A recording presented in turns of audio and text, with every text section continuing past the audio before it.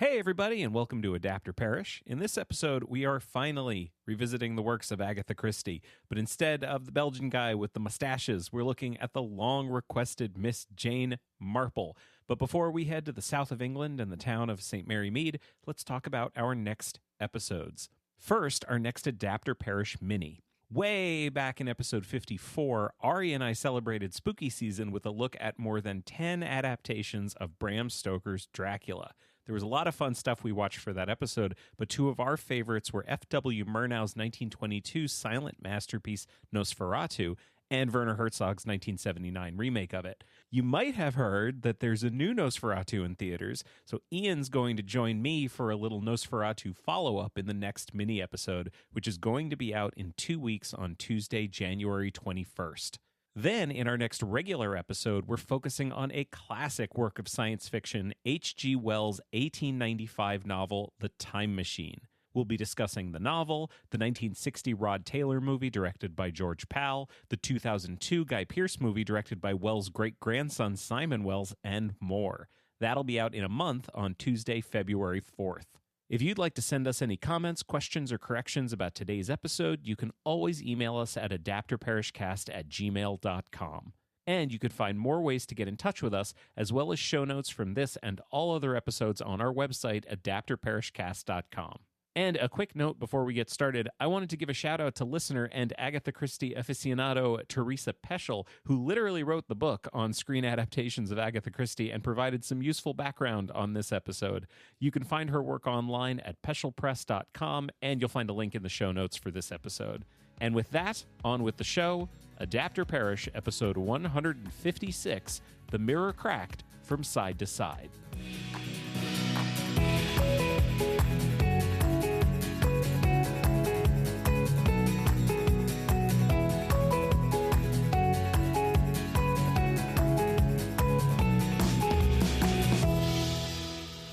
Hello and welcome to Adapter Parish, a podcast about adaptation. I'm Jeremy Latour. And I'm Ian Averill. And today we're talking about Agatha Christie's The Mirror Cracked from Side to Side. I'm so excited. Can I tell you why I'm so excited? Why is that? Because I love when we do an episode that is about an area or a character that many people are very knowledgeable and passionate about, and we are not. Yeah. I thought about that many times. I want to embrace it. I think it's part of the thing. I'm going to judge Jane Marple, the character, on one book, one movie, and 2 episodes of television. Well, that's kind of the fun thing about this, right? Is that like I spent, both reading the book and watching the media. A lot of it is just you. If you're like us, and this is pretty much the first Miss Marple that you've absorbed. Yes. It was mine. It's yours. Yes. Also? Oh yeah, 100%. I spent a lot of it going like, so is this aspect of it that's happening like a Miss Marple thing? Right. Or is it not? And I have no idea. Yeah. And my research didn't really help in that regard.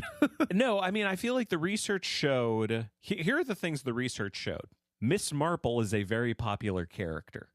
The research showed that Miss Marple has appeared in 12 novels and 20 short stories written between 1930 and 1976 by Agatha Christie. If we compare that to Poirot, to Hercule Poirot, her Belgian detective, he appeared in 33 novels, 2 plays, and 51 short stories. Gotcha. Here's another thing that research showed. Okay. I think it seems to be generally accepted that Joan Hickson, who played Marple in the 80s and early 90s in the series that we watched one episode of on the BBC, it seems to be that she is regarded as the Marple. And I believe this was, according to 2 people, Agatha Christie and the goddamn Queen of England. Wow. Queen Elizabeth II apparently was like, "Oh, Joan Hickson all the way." What an endorsement. Yeah, and when I say that Agatha Christie did not live to see this series, but apparently there was a moment where she was in a play, a Marple play, not as that character, and I think Agatha Christie had made a comment to her saying like, "One day you should play Marple. One day I would see that." And so I feel like that's cool. an endorsement. So these are the things I found out, and honestly, beyond that, I got no idea. I got nothing. So we're not even really judging whether Marple is good. Mm-hmm. I feel like we're judging, is the mirror cracked from side to side a good introduction to Jane Marple? Well, I want to talk about that, but I also real quick want to talk about my vision of, just viewing this one Marple story. Yeah. And then comparing it to Poirot stories. Yeah. And how interesting it is that these are probably Christie's two biggest characters. Yep. And you're going to have trouble with it. Okay, peek behind the curtain. We've been having a whole conversation about the pronunciation of Hercule Poirot. Right. I have a very difficult time with his last name. Just admit to everybody. I have a very difficult time, even breaking it down syllable by syllable. I have a very difficult time with his name. So I'm going to call him Hercule. Okay. Yeah. That's a bold move because I also think that's a little hard to say. Yeah. Okay, fine. Mr. Mustache. Just call him Mr. Mustache. All right. So the big difference between these two major characters of Agatha Christie's, for me, seems to be that whereas Mr. Mustache is a classic smartest man in the room. Yeah. I kind of like the juxtaposition of Marple, who I was surprised at how small a character she was in her own book in this one that we did, but I think that that's kind of cool. I think that it's cool that she is more the character where she has, there's usually some other detective character in the story that is doing the legwork for her. And then she's just getting all of these different people, be it actual detectives or just gossipers in town, to give her all these little pieces of information. And then she's putting it all together. I find that an interesting comparison to Mr. Mustache. How do you feel about that? I'm bringing my values to the table right now. Mm-hmm. As a viewer, as a reader, I'm not going to go as hard as to say I require it, but I value a title character who feels like a character. Okay. I want them to be not necessarily the main character, but I need them to be present and I need them to be consistent. Mm-hmm. I feel like here's a person I feel like understands what I'm saying, and that's Brian Johnson with Knives Out and Glass Onion with his Benoit Blanc, which he has gone on record as many times as saying like, no, this is a tribute to Agatha Christie. This is a tribute to Mr. Mustache and Miss Marple. By the way, just so everybody, I'll say it, I'll link to him in the show notes, but we have covered Mr. Mustache in episode 15, where we did Murder on the Orient Express, and episode 119, where we did Death on the Nile. Mm-hmm. Benoit Blanc is not the main character of Knives Out or Glass Onion. Mm-hmm. There's another person who feels like the main character, but he's there the whole time. And he's a defined character. Yes. Yeah. I was disappointed by how little Miss Marple was in the book. It didn't bother me so much because, first of all, this is, and of course, this is one thing that I could be wrong about because, like I said, my research didn't reveal much of this for me, but that's probably what we're discussing is the main thing as I was reading that I thought to myself, is this a Miss Marple thing? Yeah. Is she this much of a sort of side character in most of her stories or not? And I couldn't really find that out with my light research to my satisfaction. I kind of like the idea if it is. Now, that's just me. I know you said your piece about your values, and I respect that. I tend to have a little more interest in like unconventional character dynamic stuff like that than I think, or it's not that you don't have interest in it. It's that you edgelord. What is that? You don't prefer it. No, I'm not being edgy. I'm not like other girls. Yeah. Okay. I guess that is kind of the film bro equivalent of what I'm saying. Or I like unconventional fill in the blank. I love convention. Yeah, okay, I apologize for that. Convention phrasing. Is great. I know. I do too. But I'm just saying that like when it's a situation like what we're describing where the kind of focus character of the book is not that involved directly in the plot, I find it's just different, and that makes me be like, interesting. Well, maybe let's take a step back for a second because I feel like I should do a back of the book. And before I do this, I will say, starting at this moment, Oh my God, spoilers. Yeah. Because we're totally going to spoil what happens in the book. We're going to spoil the mystery. I don't know. I'm probably going to end up spoiling Murder on the Orient Express and Death on the Nile because that's what I can compare it to. Mm-hmm. If you're interested in any of these stories and you don't want to be spoiled, go read them or watch them first. In fact, I'll do a thing that I don't normally say because I am putting this, right at the spoiler warning. But I'll go ahead and say it now, and I'll come back to it later to explain more why. If you don't know The Mirror Cracked from Side to Side, I would say go to the Joan Hickson one first, because I think that's the best one. Mm-hmm. I think it's better than the book. Oh, I said what I said. He said it.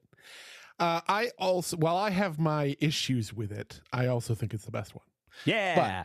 But of the adaptations, yeah, go ahead. Right. Well, no, I think it's even better than the book. So I know you do. I'm not sure I go that far. Starting here, I'm going to do the back of the book. I can't promise after the back of the book that there won't be spoilers immediately. Mm-hmm. 1 minute, silly Heather Badcock has been babbling on at her movie idol, the glamorous Marina Gregg. The next, Heather suffered a massive seizure poisoned by a deadly cocktail.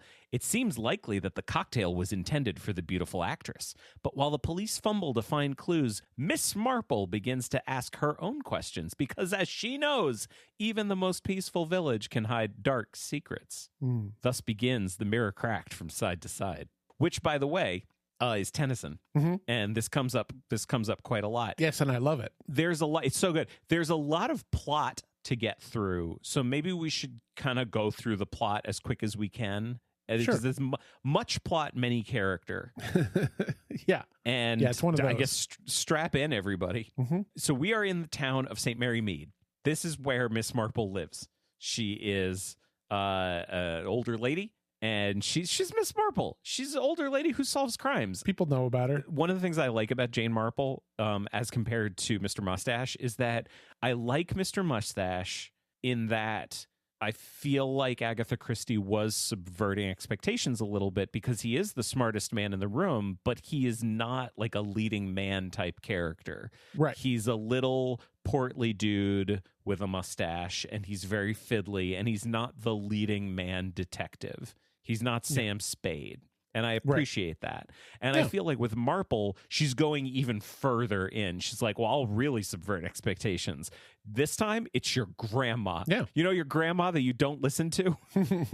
Well, she's the best at solving mysteries because, it's basically her being like, I think that old ladies are undervalued and I want them to shine. That was part of her impetus in creating the character. So, of course, she makes her not really the main character of her own book, and she's not even there very much because of the value that she brings to the table. But see, Jeremy, I think that is a comment on the unassuming, and having the detective be this unassuming person in the background who just gains information by their various means and then puts it all together that way. You're saying she's not some young hotshot dude who needs to make it all about him. Right. And, not a... It's just like the smartest man in the room thing, but it's not as flashy. Okay. Yeah, that's all I'm saying. I still want her to be there. I know. For the reader. Well, several of the adaptations make her there a lot more. I know. So anyway, she lives in St. Mary Mead. Now, there's also Dolly Bantry, who's one of her very good friends, and she used to own Gossington Hall. She does not own Gossington Hall anymore because her husband died, and she sold it, and it wasn't even really her house. It was his house, and now she lives somewhere else, and she's very happy living somewhere else, and she's delightful. She sold it, and it turned out later was purchased by Marina Gregg and Jason Rudd, a Hollywood power couple. They've bought it because Marina, she's this crazy leading lady who's like kind of past her prime a little bit. She's a big star. And Jason Rudd is her director husband. And they have moved here because she wants something different. She wants to live in the English countryside. Everyone is very excited about having Marina Gregg in town. Someone who's very excited about this is Heather Badcock, who's a lady who lives in the town. There's quite a lot in the book about the development. Yes. And these are all of the new house. It's a new housing development that is being built up, and many, many more people are moving into the town. And one of the things that I really appreciated is that I feel like Agatha Christie was making a comment about kind of inherent classism in a community without actually coming down on it on either side herself. Yeah. I wanted to mention this because it's one of the things that all of the adaptations almost entirely do not touch at all. Oh, yeah. And it's a part of it that is kind of interesting to me because I know this isn't the last Miss Marple story. There was like 3 or 4 after this. I think so. But it seems like a late one where like time. I did mention before that there were 12 novels, 20 short stories published between 1930 and 1976. This was 62. So there was still lots of. Agatha still had much Marple in her. But the point being, this is like this book has direct stuff about the cultural shift that was happening into the 50s and 60s.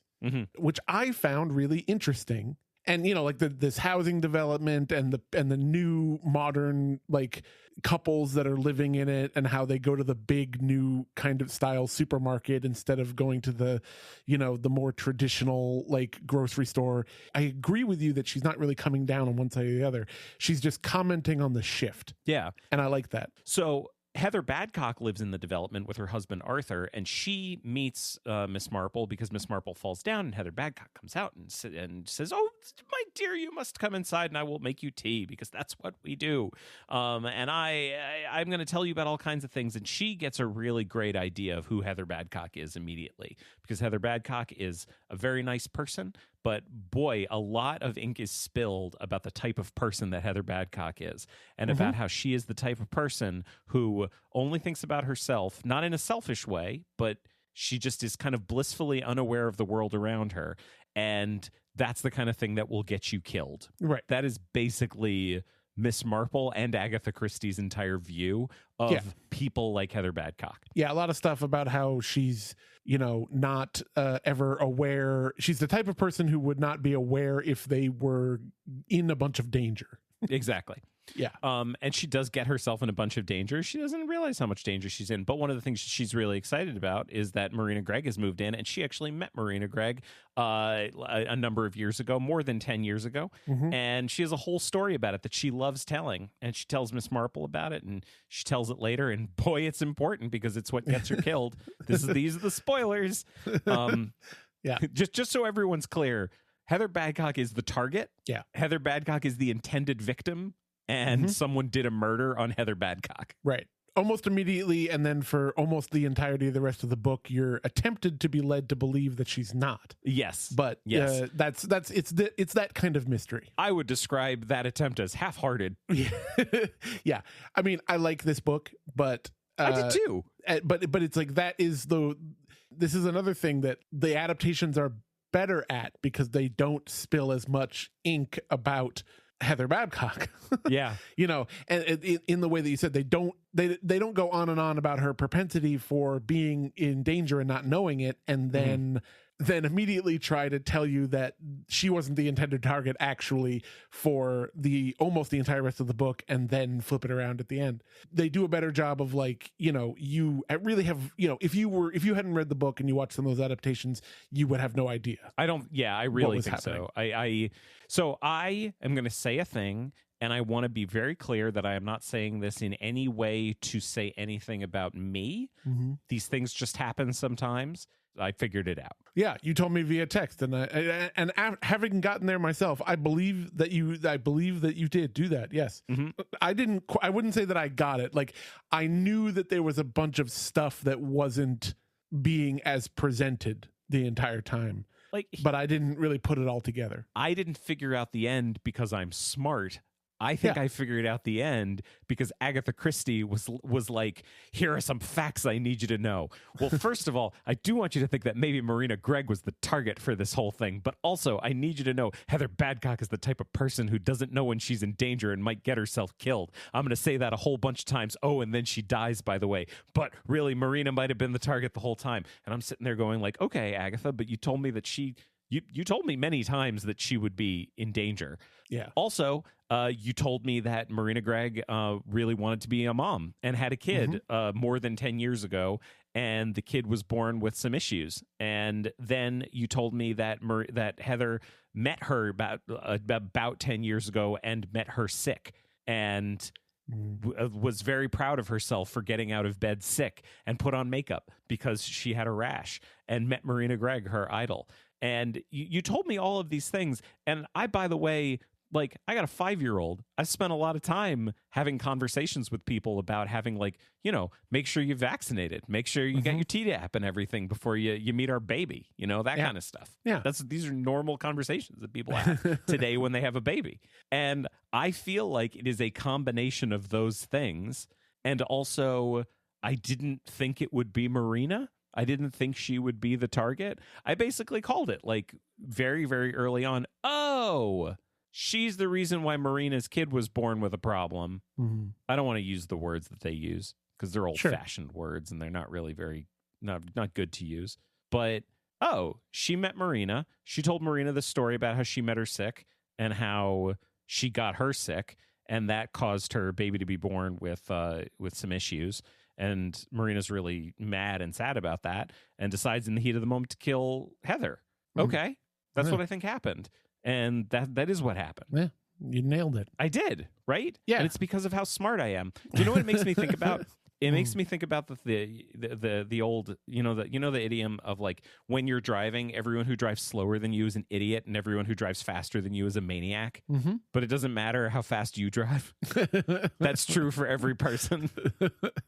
Yeah, I mean, like, I think that if there just wasn't that gilding the lily about Heather and her person and her specific kind of personality at the beginning, I think that with the rest of it, I think it would have been pretty close to perfect. Like, because the stuff about the details of the illness and the story that she's telling Marina, and, you know, like, that's all revealed nicely slow over the course of the story, because a bunch of different people have different memories of her story that she's telling that aren't quite right, so the details slowly get filled in as the story goes. Like, that works. And so if there wasn't all of the stuff about Heather being the kind of person that she is, I feel like it wouldn't have been as suspicious and making you keep thinking about how Heather must have done something, you know? Yeah. Like, I mean, the comparison that I made to you when we were texting about it was like in Murder on the Orient Express. This is where I spoil that one, because in the Murder on the Orient Express, the big reveal is that everyone did it. All of the people on the train killed the guy. Everybody killed him. They were all involved. They were all in cahoots. He was such a big piece of shit that he managed to get this entire train of strangers to plot this entire murder together. And that is the big reveal.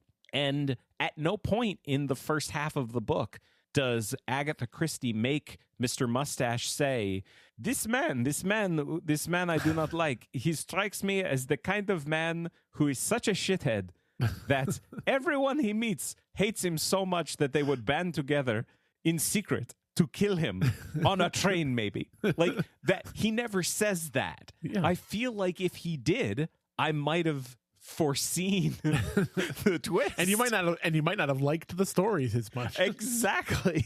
Like, I feel like Murder on the Orient Express and Death on the Nile, I feel like, struck a really good balance of, we're going to present some facts, we're going to give you everything you need to know in retrospect to have figured it out yourself, but we're going to hold back on enough of it that you're probably not going to figure it out.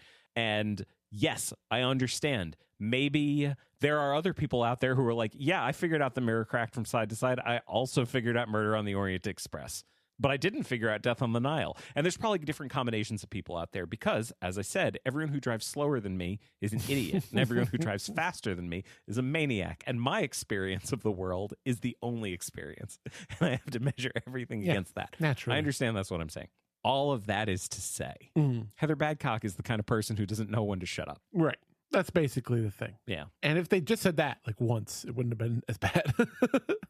or she didn't, Marple didn't have to say that. Yeah. Because her first interaction with Heather Badcock, where she falls and Heather brings her into her house and helps her out, is kind of enough character for the reader to figure that out, that she doesn't, that she's annoying, Yeah. Like, also, quick aside, I was thinking about this, and I don't know if you were too. I'm comparing it to Mr. Mustache. That might, maybe that's actually a difference between Mr. Mustache books and Miss Marple books. What specifically? You mean that? No, I mean, maybe like maybe Agatha Christie literally wrote the mysteries differently. Oh, yeah. Exactly. That's another thing that we're not sure about because I don't know. I genuinely don't know. Yeah. So anyway, there's this big party at Gossington Hall because Marina Gregg and Jason Rudd want to invite everybody in the town to come there. And so at the party, Marina meets Heather, and Heather tells her the story of meeting her for the first time.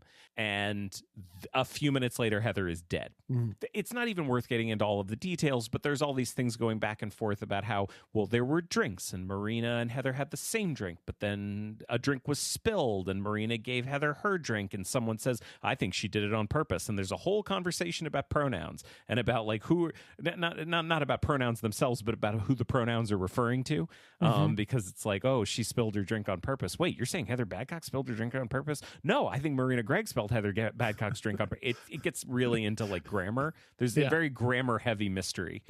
So anyway, Heather's dead, and there's a detective inspector who comes to town, Craddock. Chief Inspector Craddock, who comes to town, and he knows Miss Marple. He's the godson of a close friend of hers, right? In the book, and then the movies make the very good choice to just say she's my aunt. Yeah, yeah, it's much easier. Like I think he's been in several of the stories before.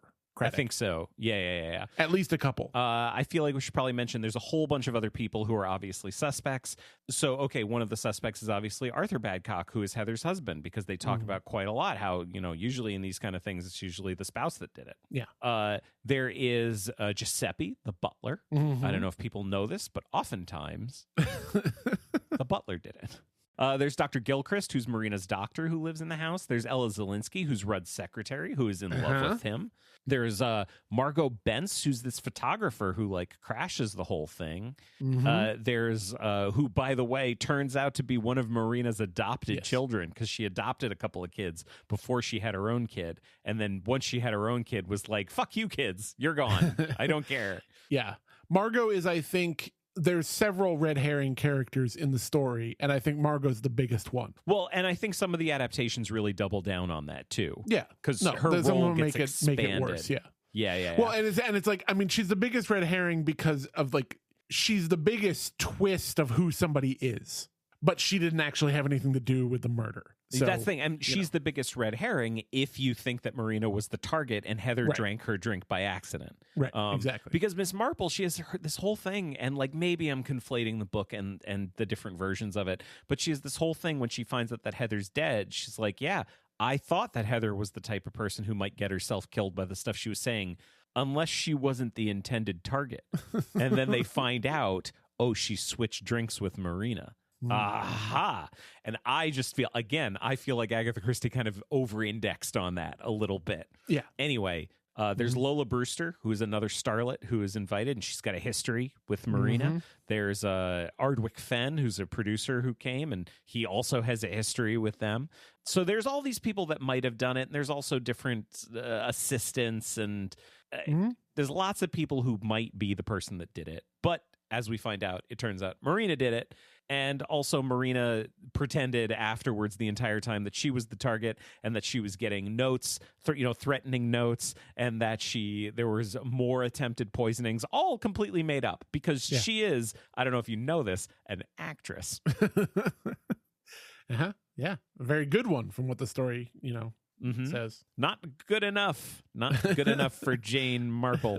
It is revealed at the end. Miss Marple figures out that, oh no, when she finally finds out what it was that Heather said in her story, when she finally found out that Heather told Marina 12 years ago, I met you and I had German measles or rubella, which thankfully we have vaccinations for now. I had rubella and I met you. Isn't that great? And wasn't I resourceful? Marina found out, yes, when I was in the first trimester of my pregnancy, I contracted German measles and my son was born with lots of problems, and you're the reason for all of my suffering in the world. I know what I will do. I will spike my drink with Calmo. Is that what they call it? Calmo? There's a scientific name, but that's the That's the marketed name. Yes. Camo. Yeah. Hexadexa something. Yeah. And she spikes her drink with too much of it. And it is, of course, a thing that all of the American stars are taking. Everybody's taking it. Everyone does it. But it is too much, and Heather dies. The book, and at least one of the adaptations, has very snotty British superiority style things of just like, well, you can get it here as well, but it's just all over the place in America. Yeah. Like it's overprescribed in America. And you know what? Honestly, I'm okay with that. I'm okay with that. I'm okay with a certain sense of British superiority in the book because it is written by Agatha Christie. And this is going to come up later, but I think this does... There is certainly a question of who is telling the story. What is the perspective of the story being told? Is it a British country perspective talking about Hollywood? Or is it Hollywood telling a story about Hollywood? I should mention, by the way, the title. Yeah. Because I mentioned that Mrs. Bantry, who owned Gossington Hall, she's great. I love her. I love I love she and Marple's dynamic is very delightful to me. There isn't a single version where I don't like Mrs. Bantry. She's great. But one of the things that happens, and it is one of the central points of the entire book, is that at one point during the party, while Marina is talking to Heather, Marina looks up and has a look on her face of something. And the best way, and Mrs. Bantry is describing this to Miss Marple and says, the best way I can describe it to you is by quoting Tennyson. You know the Lady of Shalott? Out flew the web and floated wide. The mirror cracked from side to side. The curse has come upon me, cried the Lady of Shalott. Agatha Christie adds this thing where Mrs. Bantry actually misquotes it as the doom has come upon me. And later in the story a correction is made that it's the curse has come upon me. But that's how they keep describing it. So that is why the story is called The Mirror Cracked from Side to Side, because that describes this weird look that Marina had. And what we find out is that Marina gave the look because she has just been told this piece of information, looked up at the wall, and there was a picture of like the Madonna and, baby Jesus. And she's like, oh, here's a mother with her happy child. That is a thing that I never had and couldn't have because of this woman in front of me now. I must kill her. That is what the look is. Yeah. I will call it the look. And I hope in saying the look, people understand that there's a tiny little TM next to it. Yeah, frozen. They refer to it a lot as looking frozen. Yeah. I love the Tennyson poem thing because it's such a great this period version of what we all do now. Like, Friends do, and we just like refer to other media as like to like crystallize for somebody what we mean and how we feel. Yeah, is to be like, it's like when this line was in this movie, like it's like that. And so I really enjoy that. So this book comes out, it's fun, people love Marple, people love Agatha Christie.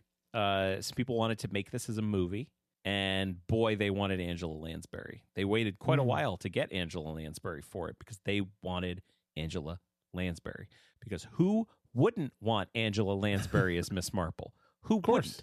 I don't know if people know this about friend of the pod, Angela Lansbury. She kicks ass. She's awesome. Yeah, she's great. So in 1980, they finally made their movie, The Mirror Cracked. Not from side to side, just cracked. Just cracked. It's a little too much. The title's too long. Too long for American audiences. So it was directed by Guy Hamilton, who, it's important to say, in the years leading up to doing The Mirror Cracked, he did 4 little movies that people may have heard of: Goldfinger, Diamonds Are Forever, Live and Let Die, and The Man with the Golden Gun. Yeah, he's one of the most famous Bond directors. Yeah, and many other movies that are not Bond, but like Guy Hamilton's a big deal. It was written by Jonathan Hales and Barry Sandler, and it starred Angela Lansbury as Miss Marple. And oh my God, what a cat. Elizabeth Taylor as Marina Gregg. Like, you want to get a star who's like a little over the hill, but still like, a big star. This is really a case of like, who should we cast? What is this Marina Gregg character like? And it's like, you need, she's supposed to be kind of like an Elizabeth Taylor type. Let's get Elizabeth Taylor. Let's do it. And then Jason Rudd, her husband, Rock Hudson. They've changed Ardwick Fenn's name, the American producer. They've changed it to Marty Fenn, and he's Tony Curtis. And Lola Brewster is Kim Novak. So like there's a bunch of Americans that are in it. And this, I was saying this before, this feels like Hollywood stepping in and saying, hey, everybody, hey, we know you love your Agatha Christie. We got this. We get it. Wait, before we go any further, Jeremy, I do want to do my audiobook corner real quick. Yes, please. Sorry. I know we've already moved into the movie, but real quick, I just want to talk about it because it's a fine audiobook. The reader is a woman who is a British audiobook person who can do all the British accents and can do all, so great for doing the different characters and subtlety on that stuff. And then for all the American characters in the book, her accent is hilarious. And I'm sorry, that's my favorite part, is that I love that, like, she does all the Americans and they're that very kind of like British person doing an American accent that is just so off. Like, yeah, it's not even that it's so bad. It's not even that they're slipping into their British vowel sounds or anything. It's just that the American accent that they're doing is like, it's so sharp. Like, yeah, it's very particular. And particularly there isn't any one particular thing that's a giveaway. It's just all of it's a giveaway. Yeah. So like, these are not good accents, but I kind of loved it for that, which is why, and we had a kind of a text fight about this while we were watching the first movie. There's several characters who are American in the book who they just make British in the first movie. You're talking about the Joan Hickson one, but it's still appropriate. But like, let's talk about Marina for a second. Yeah. She is an American character. In the 1980 version of it, she's Elizabeth Taylor. So she is an American doing an American accent. And in the 1992 episode of Miss Marple, she's Claire Bloom, who is a British actress doing a British accent. They just make the decision that Marina is, I think they say something that like, oh, she's American, but she was raised in Britain. They just, they come up with an excuse for her to have a British accent. And so Claire Bloom just gets to sound like herself. And you and I were having a fight about that. Not a real fight. I was just saying, like, I was mad. I want all that. Like, I like the theme stuff about Hollywood in the book. I feel like is so contingent on the characters that are American being American. And so that kind of took it down for me a little bit in the places where they would have them be like, I really liked that it wasn't just the power couple that were American, but also like, you know, all of their immediate subordinates.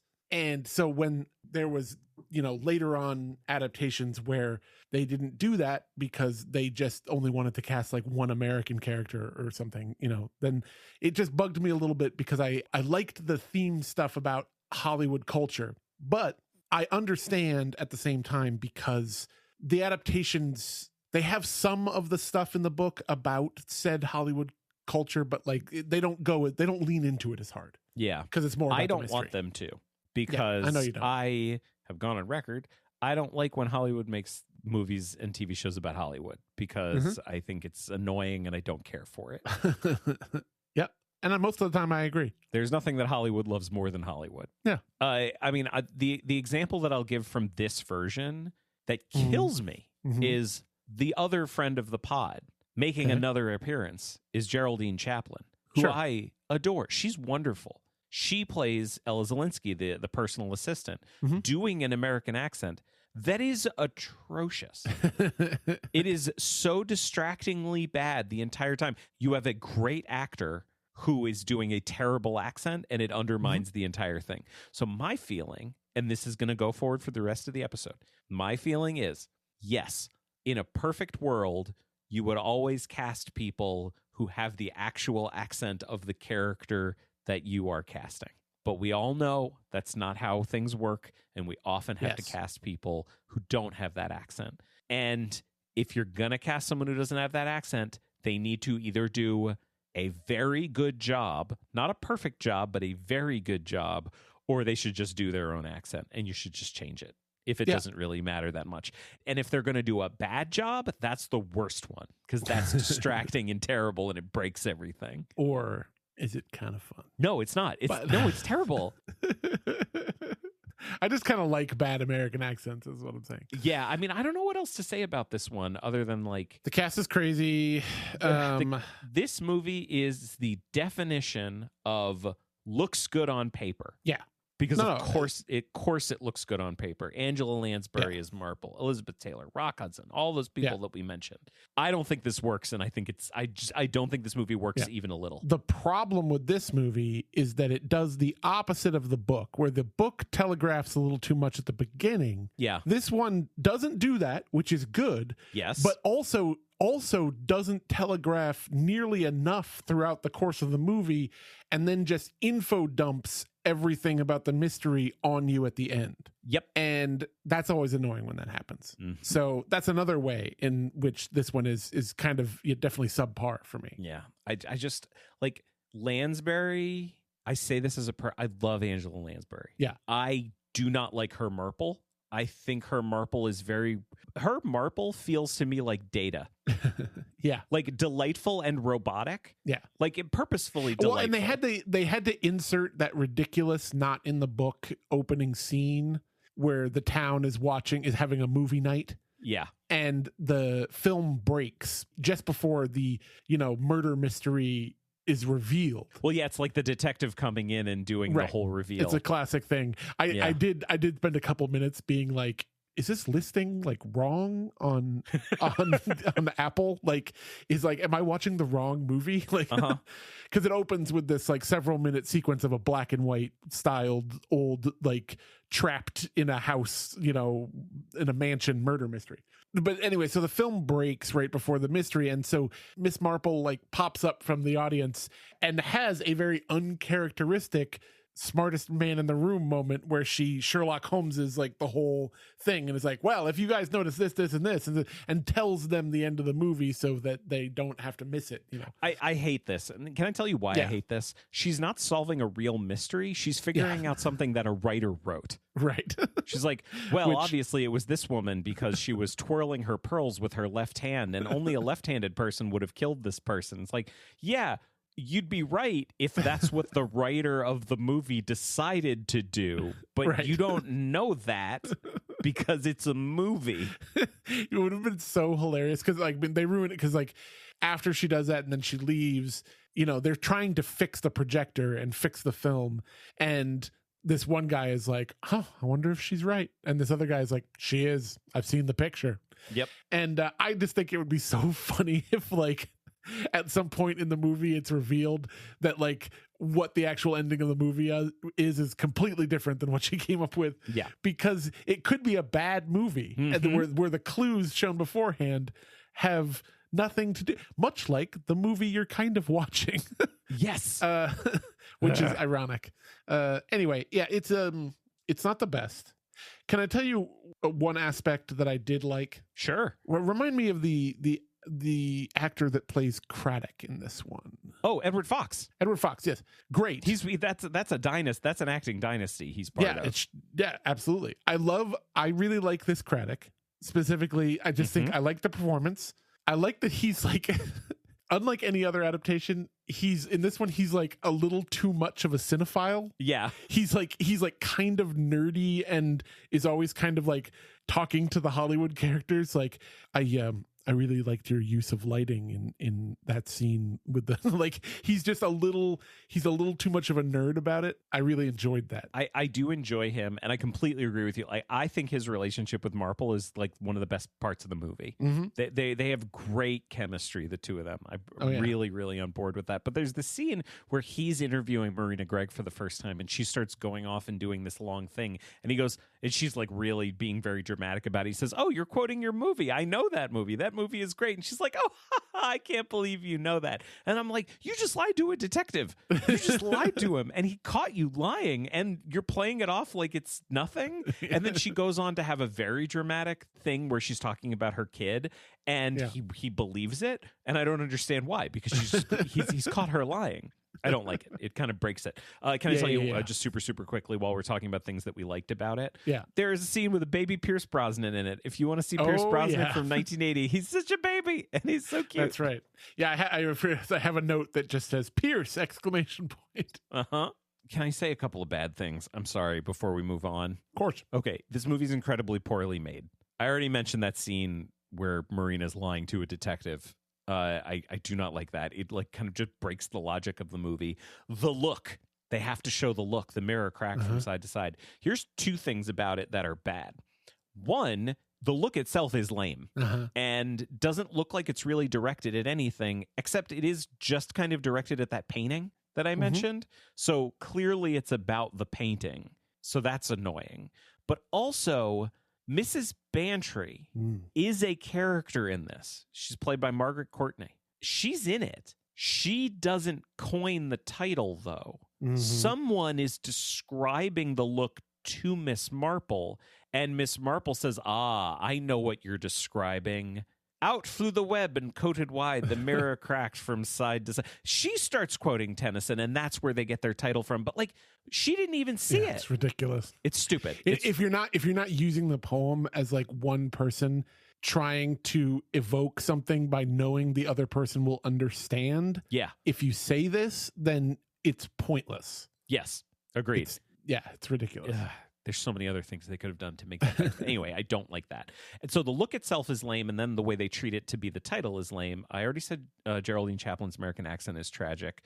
There's just a bunch of things in it that I think are less interesting than the book. For example, Lola Brewster, this other starlet who's in town. And one of the things that's revealed is that Lola had been married to this guy. He left her and married Marina, so they had a kind of a past.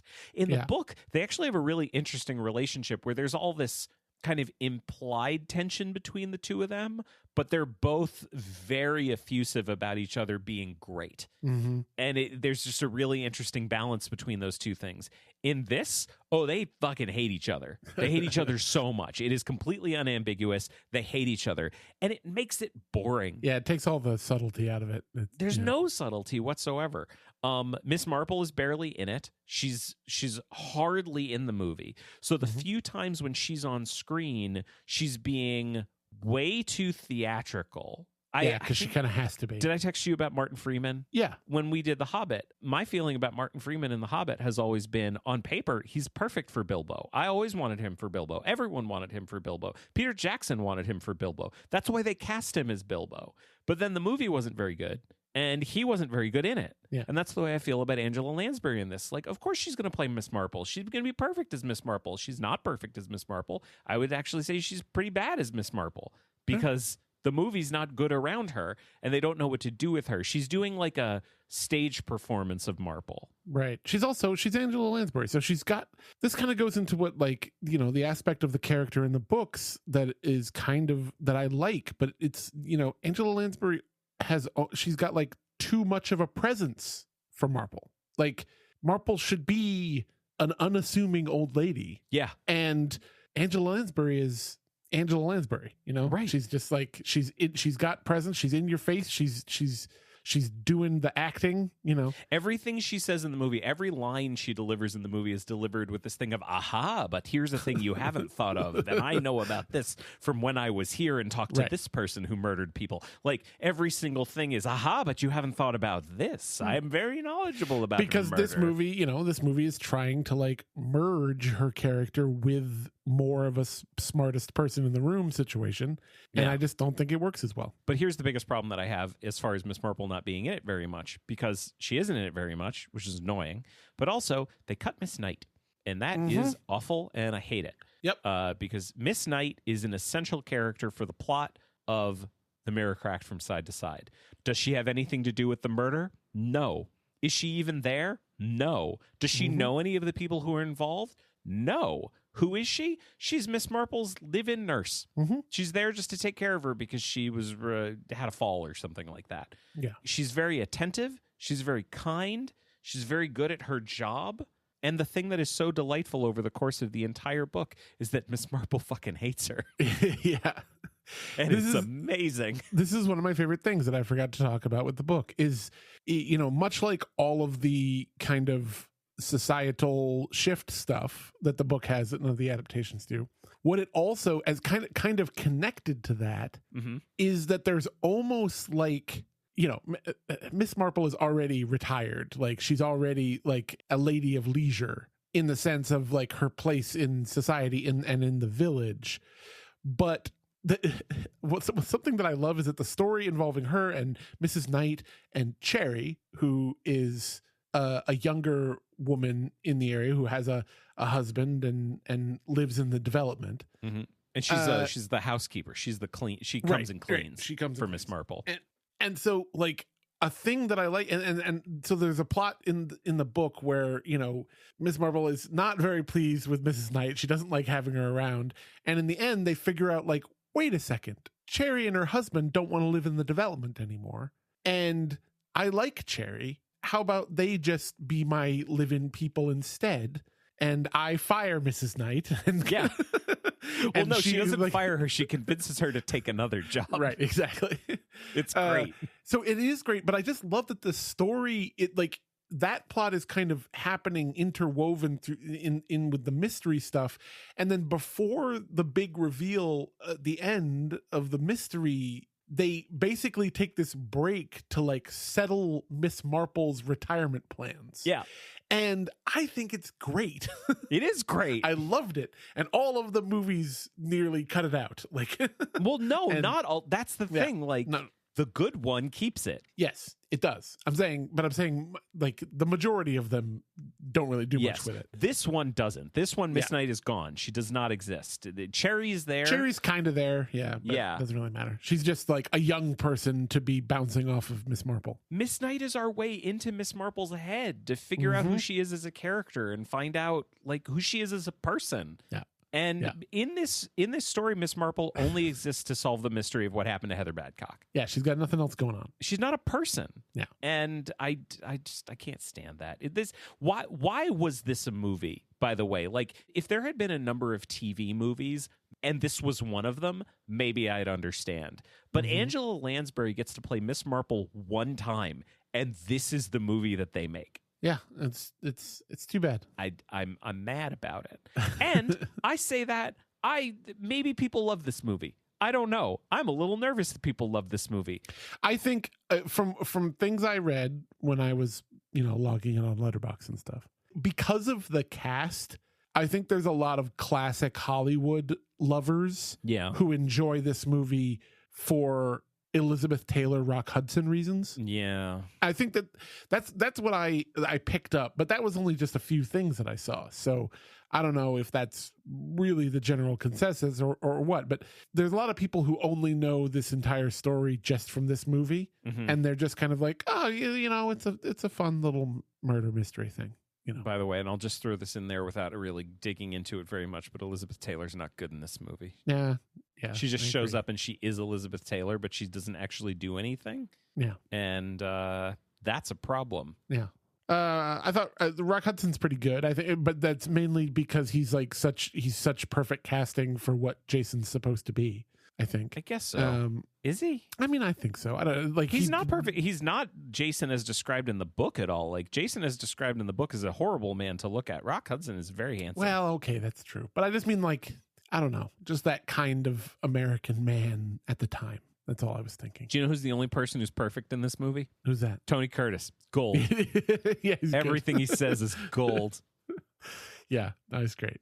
I love Tony Curtis not being a young leading man. I love Tony Curtis being like, no, I'm old and I don't care anymore and I know Hollywood. I'm here for Tony Curtis making fun of Hollywood. Oh yeah. No, I mean, like, as all of our listeners know, I mean, give me Tony Curtis in Tarzan Takes Manhattan. That's my Tony Curtis. Here's the deal. Tony Curtis in Tarzan Takes Manhattan and Tony Curtis in The Mirror Cracked, same level of performance, which is to say high level. Like it is a high level of performance. Yeah. Oh, that's great. Best performance in the movie.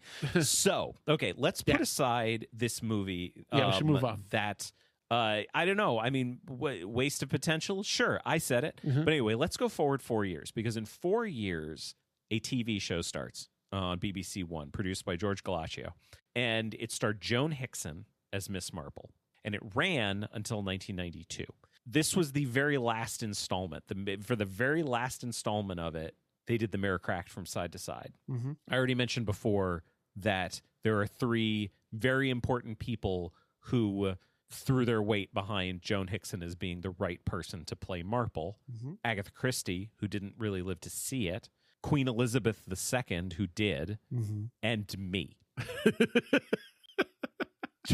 Joan Hickson 3 titans. Titans, the giants. Like, okay, all kidding aside, Joan Hickson's so good. Anyway, Yeah. I really want to go back and watch all of this show because I loved this. I thought it was delightful from beginning to end. It's amazing.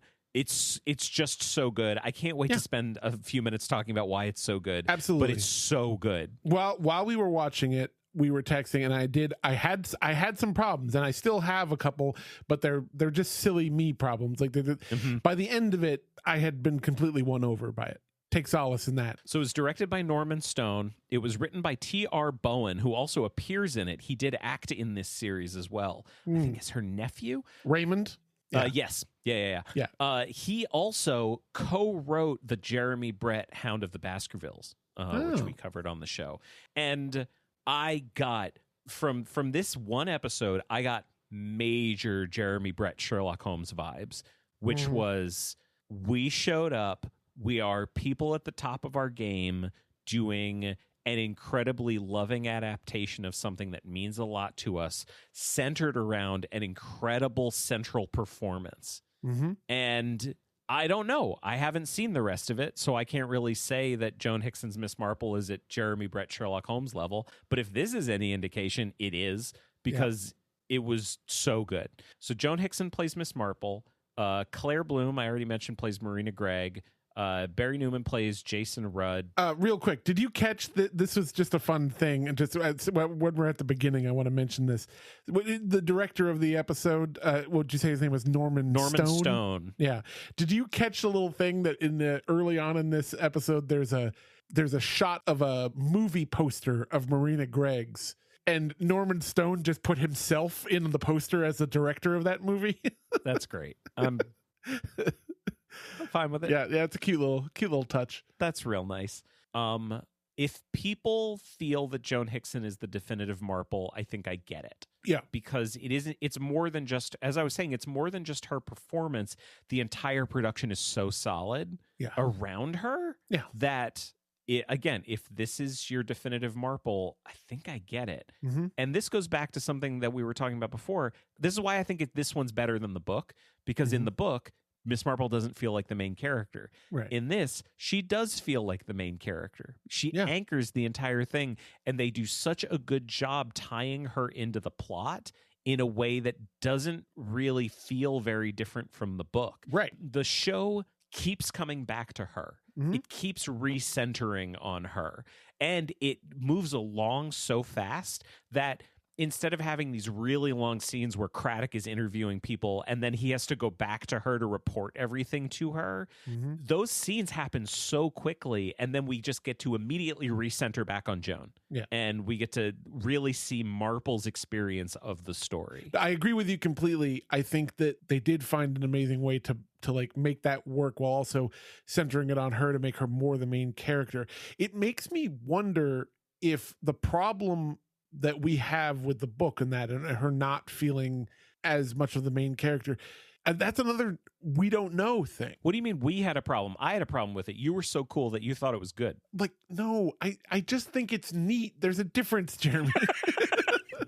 Anyway, no, you're saying that we don't know, which is true. We don't know. What we don't know is, like, this being such a late Miss Marple story, do you think that with the book, Agatha Christie was like, everyone just knows the Marple character stuff, and she just, like, it could just be a case of, like, we're just supposed to know stuff about her so that she's more of a character in our minds if we read all the other books, you know? Sure. Could be. That's just another thing we don't know. If that is I mean, here's the thing. I feel like whether it is or whether it isn't, it doesn't change the fact that if you're adapting it, you need to ask yourself, what does this audience know about Miss Marple? Right. And it is weird to me to think that this version, it's the very last installment. Yeah. And she's more of a character in it than a movie that's the only installment. Right. And you know, and this is what shows how good this one is like what I'm talking about. There's been a whole show before this episode. She didn't have to be as centered as she is in this, but they just know that that's how you make a good story. Yes. So they did it. Even though if you watch the whole show, you get Marple. You know, you get her more or less. And so that's why this is interesting to me, and that's what I feel like, I mean, the book solves a little bit of the problem by having there be all that stuff about her future and like bringing in Cherry and like not liking Mrs. Knight, and it seems like there is some like, and Miss like Knight is in it, by the way, and she's great, and she's Margaret Courtney, who played Mrs. Bantry in the first one. Right. No, she's so great. good, and she's so annoying in a fun way, and her Marple lipstick hates her. is insane. Yep, she's great. Anyway, sorry, go on. No. I mean, that was pretty much done. But like, I just I agree with you. Is ultimately what I'm saying here. They did such a good job of balancing all of the storylines, like taking the Miss Knight stuff, keeping it in there, but also keeping all of the different threads of the mystery, like giving the information we'd need to put the pieces together, but showing us more pieces than we need, because that's how the mystery works. Mm-hmm. They did such a good job of that. The look is done so well in this because they complicate it. They do such a good job of showing that all of these things were happening when the look happened. One, Lola Brewster's coming up the stairs, and Marina didn't know that she was there. I keep wanting to call her Margot because I keep wanting to call her Margot Channing, because obviously we have to talk about All About Eve every single episode that we do, and Ari's not here to do it. But Lola gets there, and Marina's shocked to see her, so Lola's coming up the stairs.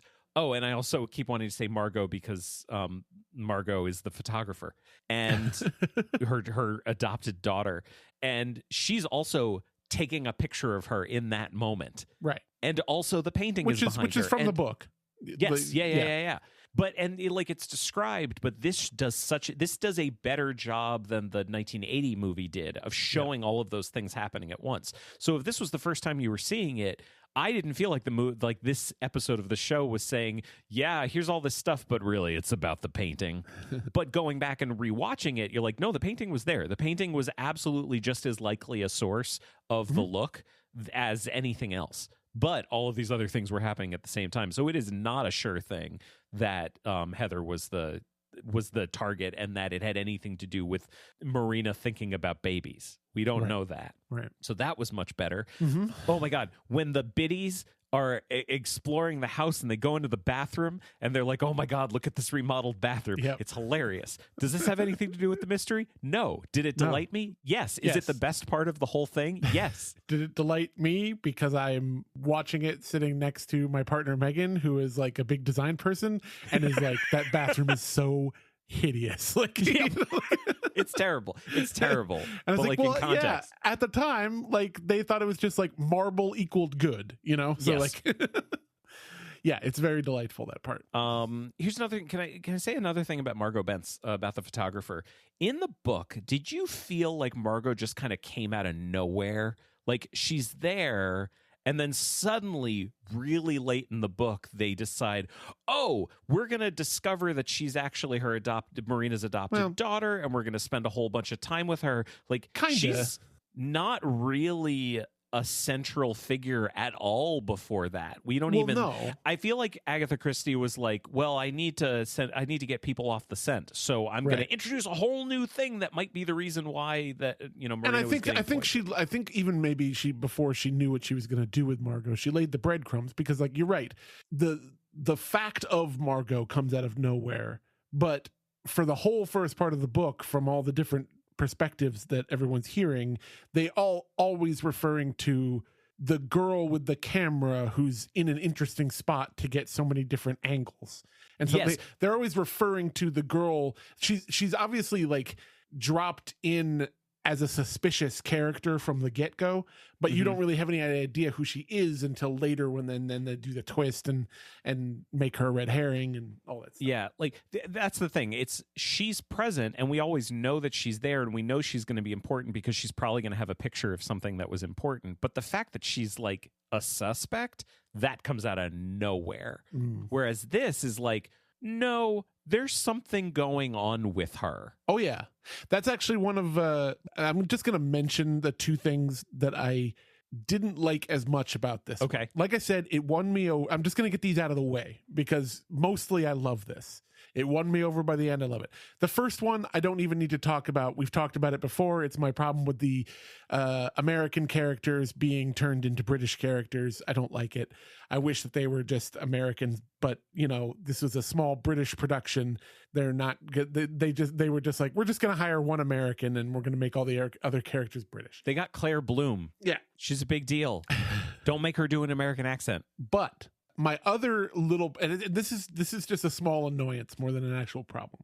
The two biggest red herring characters in the story, Margot, who we were just talking about, yep, and Ella Zelinsky. This is Marina's husband, Jason's his personal assistant, who's in love with Jason. Yes, both of these characters are for most of their stuff, especially Ella, are incredibly sinister. Like they are played like mustache twirling almost. Like Margot is not as much, but it's still exactly like it's what you were saying. Like Margot, from the moment you see her, there's something up with this lady. She looks intense and she's wearing a wig, That's because Miss Marple sees her take her wig off when she's leaving, right. And Miss Marple is like, who is this? What's going on here? I feel like she's noticeable, and this is before the murder. Well, she's also like the one character who's like younger and kind of counterculture coded, because she's a photographer and like kind of a hippie, and But Ella's character in this, I don't know, she's just like, every shot of her acting and thinking with her face is just she looks so evil. It's a little much, is what I'm saying. I do want to mention the two actors that you're talking about. So Elizabeth Garvie plays Ella Zelinsky. She came up on the show before because she played a Lizzie Bennett in a TV version of Pride and Prejudice, and she was miscast for that. It was not good casting.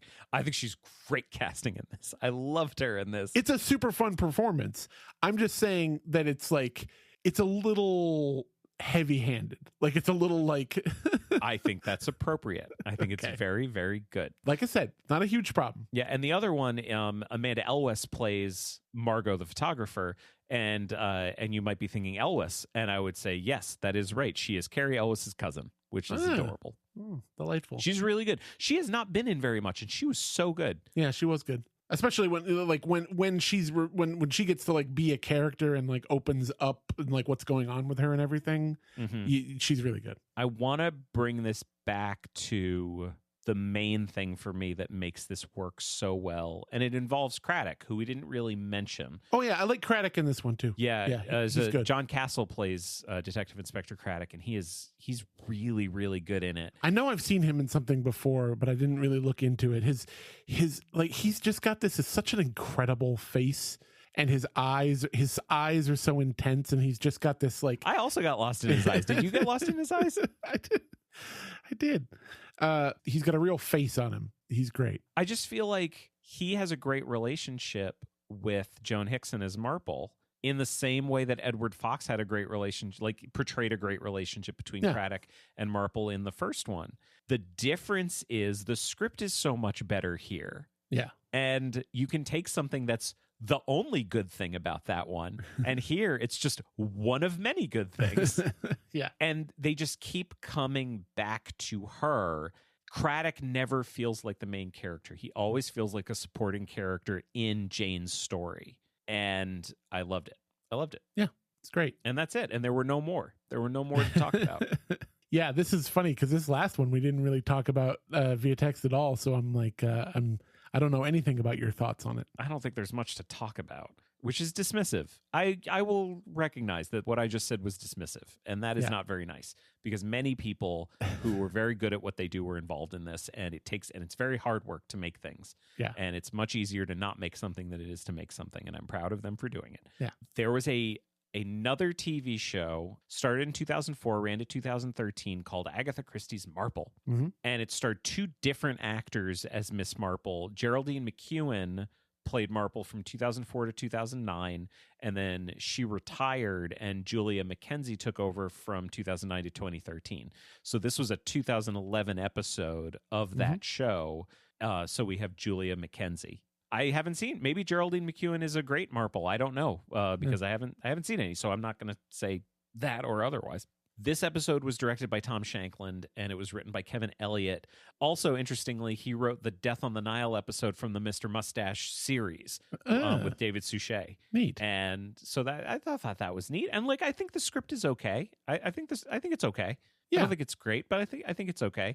Julia McKenzie plays Marple, and can I be reductive?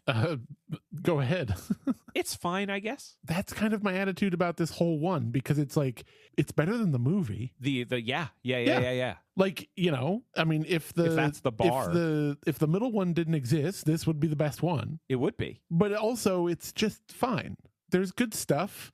I mean, and we'll talk about that good stuff. But like, yes, in terms of her performance as Miss Marple, it's like, yeah, it's fine. I liked Julia McKenzie's performance. Mm-hmm. I didn't like the way they treat her, because they do the thing you were talking about before, which is I felt like if you've been watching the show, they assume you already know who this character is. Right. Which is not wrong. That's not a bad thing. Yeah. But I certainly felt as an outsider coming in, this is not a good episode to start with. If you've never seen this show before, don't start with this episode, because they kind of assume you already know a bunch of stuff about Marple. And I felt like this version of the character was kind of a weird middle ground between the Lansbury version, which is kind of robotic, the smartest person in the room, very theatrical and kind of boring, and Joan Hickson's version, which is very grounded and very real, really and a well-rounded, and a very well-rounded character. Yeah, this felt like kind of a middle ground where she's more of a character,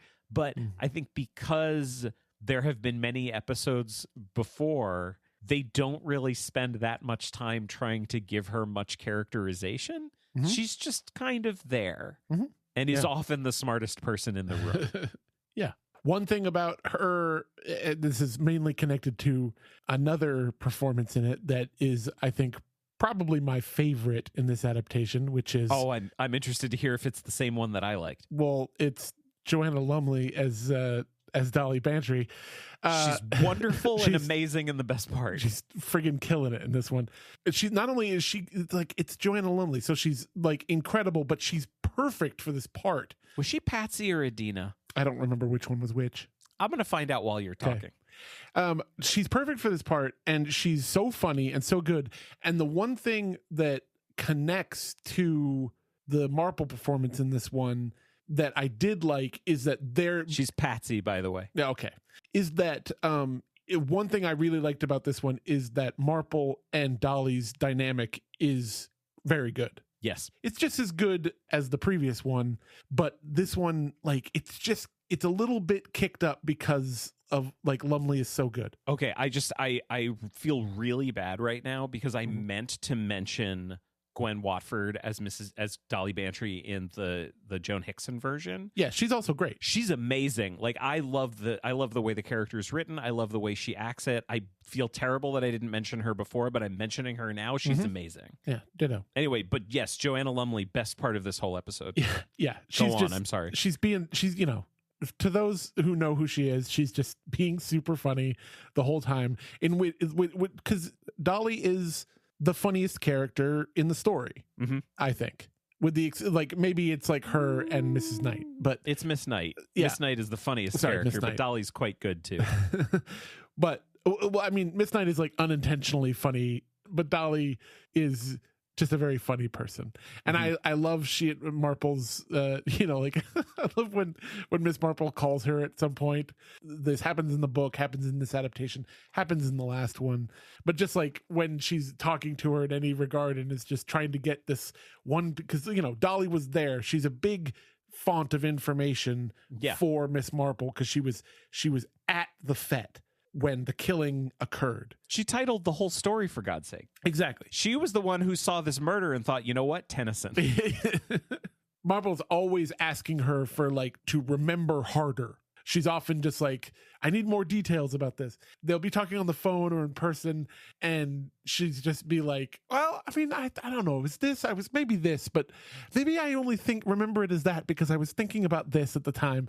And Ms. Marple will get really frustrated with her and be like, oh, Dolly, you're ridiculous, and like hang up on her and stuff. I feel like at one point she was like, oh, Dolly, you're useless, and hung up the phone. And I can't remember if it was this one or if it was the Joan Hickson one. It's this one. Yeah. Yeah. It's incredible. Yeah. I love their dynamic. No, this one I think it did two things pretty much perfectly. One, Joanna Lumley's perfect. Mm-hmm. And two, they nailed the look. Nailed it. Yeah. They do such a good job of making it totally ambiguous as to what it's in reference to. They give you a whole bunch of visual information about what it could be. One of the things is actually what it's about, but you don't know that as a viewer, but they're giving you the pieces. They do such a good job of it.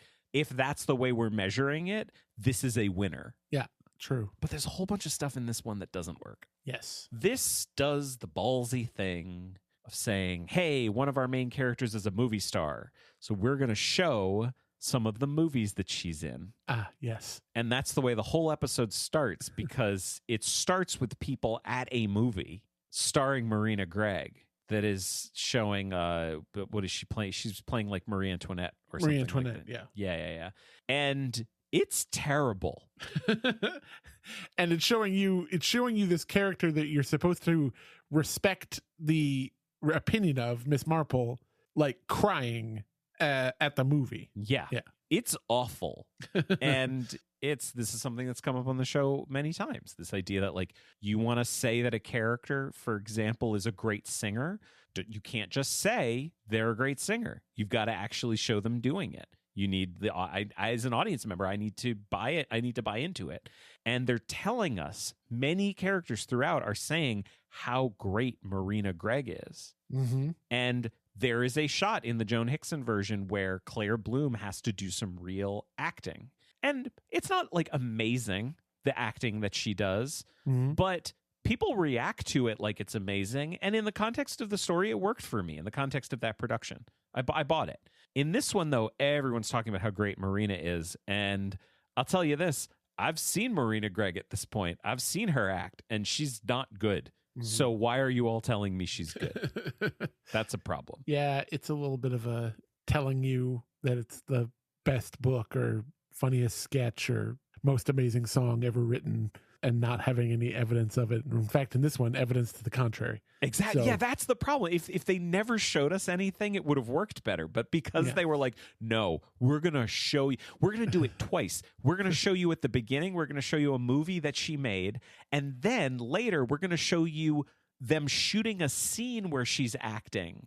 And it's going to be even worse. You wouldn't think it would be worse, but it will be worse. This is something that I think making Marina British loses, is that the book and the first movie have some interesting cultural stuff where the fact, because, you know, it's not in this movie necessarily, I forget what they're actually, the movie, but the movie that they're making during the setting of the story is Marina is playing Mary Queen of Scots. And so there's stuff where people in the town are like, kind of, this American actress is playing Mary Queen of Scots, you know, like there's some stuff like that. And that's something that I think is lost when you then, you know, don't have her be American. But that's just me. Here's a person who I think really pulled the short straw, and it's Lindsay Duncan, who plays Marina Gregg, who is a very fine actor. Oh, yeah. I've seen her in many, many things. She's great. I enjoy her in quite a lot. Yeah. And they make her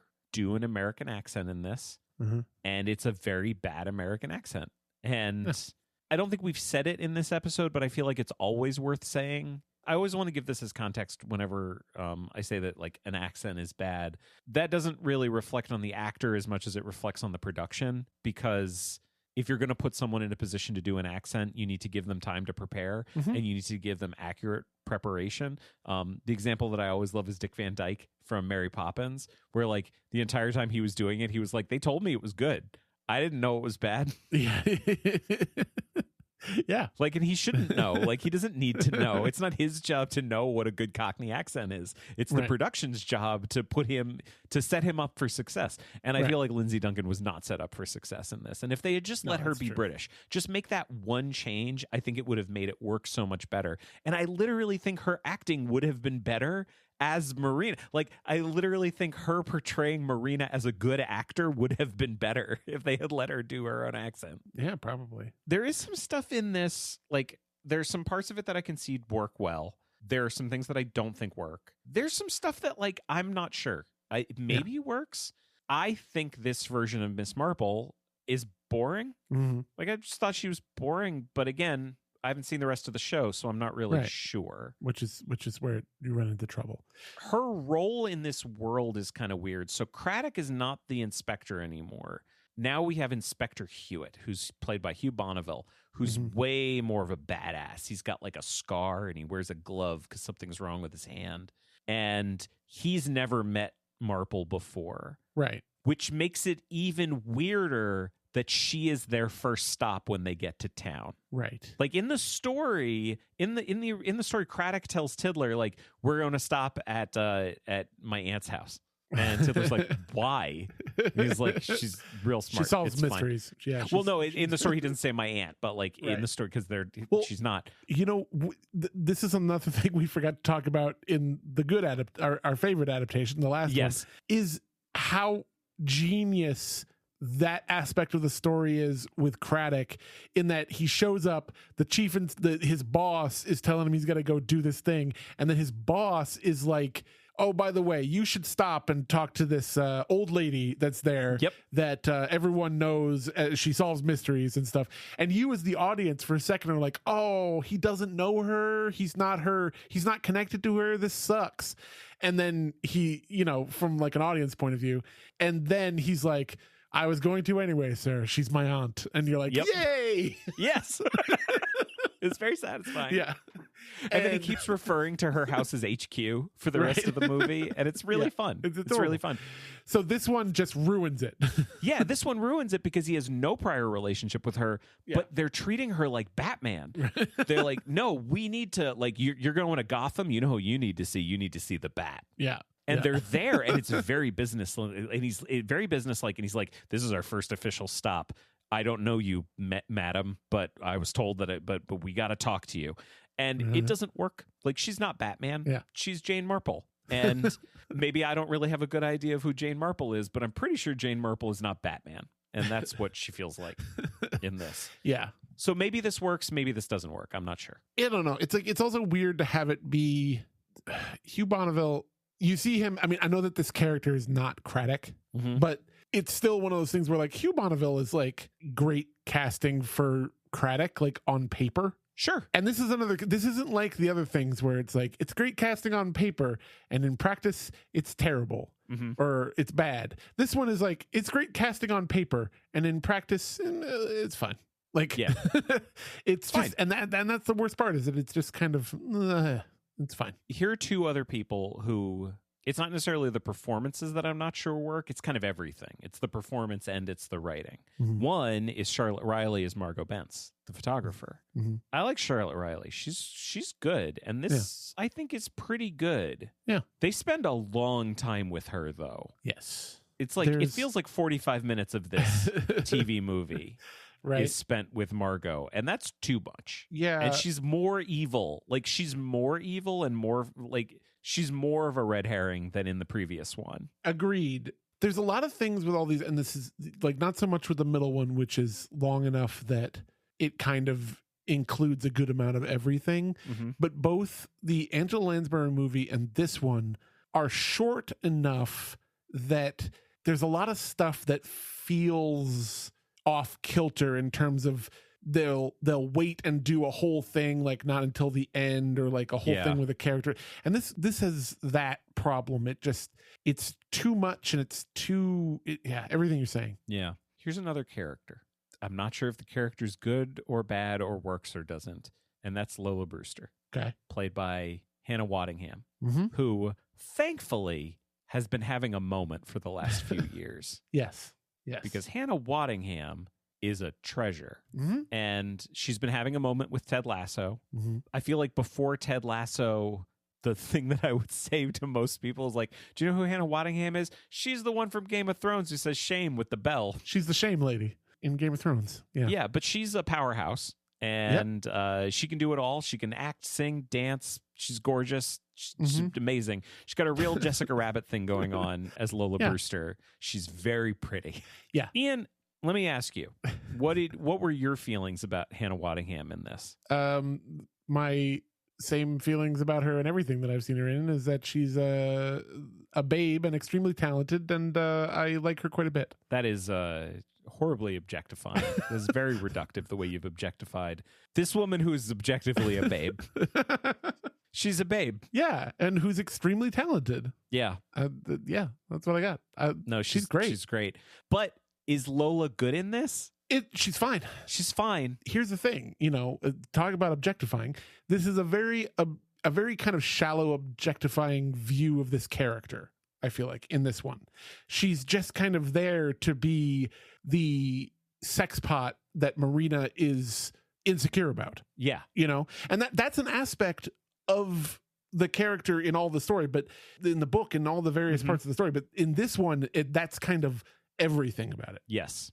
It's not the worst version of Lola and Marina's dynamic, but it's also not the best one. Mm-hmm. But it is great seeing Hannah Waddingham in things. So it's fantastic. So that's a plus. She's a powerhouse. Yeah. This is fine. Agreed.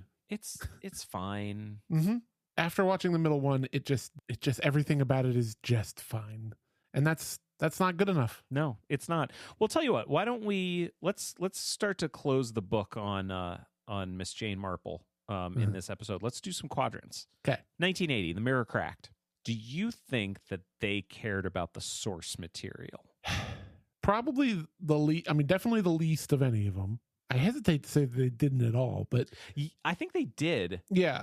But they added that weird scene at the beginning. They very much wanted, they definitely wanted Marple to be more of a traditional American idea of a crime solver. Yes. And that is representative of them caring the least about maintaining the feel of the character in the book. Yeah, so I feel like they cared. I don't think it was successful. Yeah, not enough. I don't think it was either. Then you've got the Joan Hickson series, which we can only judge it based on this one. Do you think they cared about the source material? Yes. Seems like they did deeply.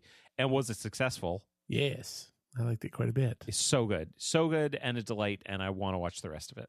And then the one episode we watched from the 5th season of Agatha Christie's Marple. Yeah. Do we think they cared about the source material? Yeah. Yeah. They made a Marple series. They cared so much about Miss Marple that they put her into stories that she wasn't in before. Because my understanding is a lot of the episodes were adaptations of Agatha Christie stories that were not, that had nothing to do with Miss Marple. I did not read about that. That's pretty funny. Yeah. It was, successful is a tough question. Yeah. Sure. Yeah. Sure. Medium successful. Fine episode of a TV show if the most important thing to you is getting to spend some time with Julia McKenzie and Joanna Lumley. Yeah. From that perspective, it's a fun episode, but a lot of the Marina stuff doesn't work.